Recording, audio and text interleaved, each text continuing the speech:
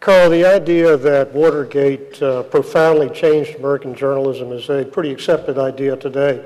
But I'd like to know how you think it has changed American journalism in lasting ways, ways that still prevail today. I think the first thing has to do with mythology, and that we became the subject of too much mythology, actually.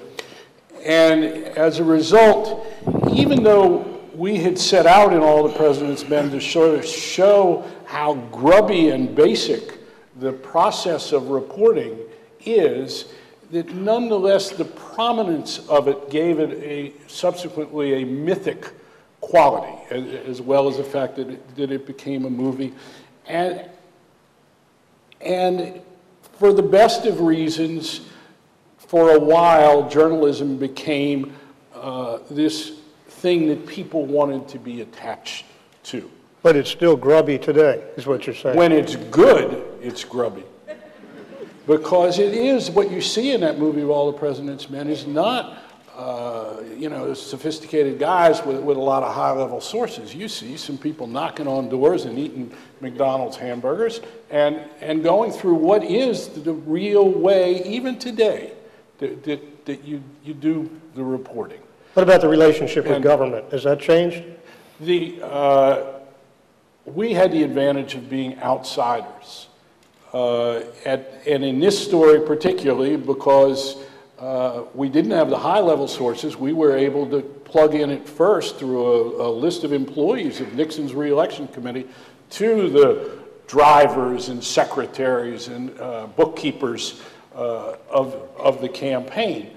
But I think that thereafter, a myth developed that this was the high point of American journalism, and that there has been some kind of decline since. And I don't subscribe to that. I think that there has always been great reporting in the media.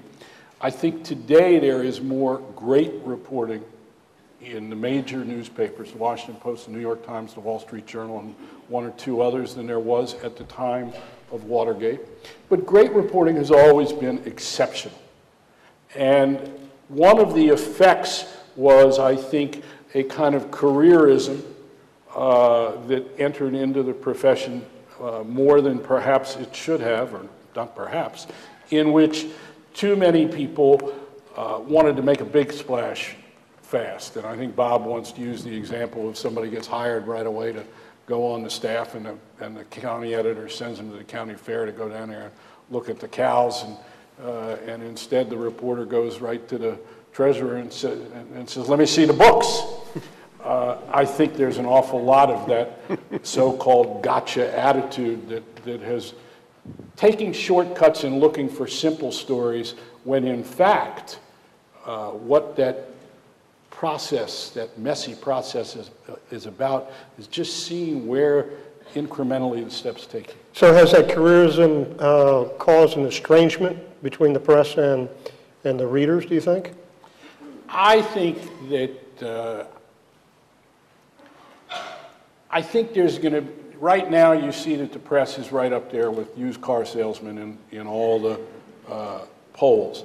I suspect to some extent that is going to change as people realize that in this war, which Bob has been out there around the country and said to me this morning this thing about how people in this country are outraged about this war. Well, why?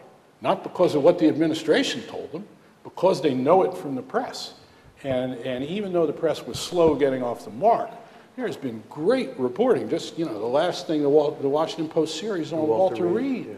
Yeah. There's been great, everything we know about the lies and the mendacity of this president, vice president, secretary of state, etc. We know from the press. We sure as hell don't know it from them, and we don't know it from the Congress and its oversight.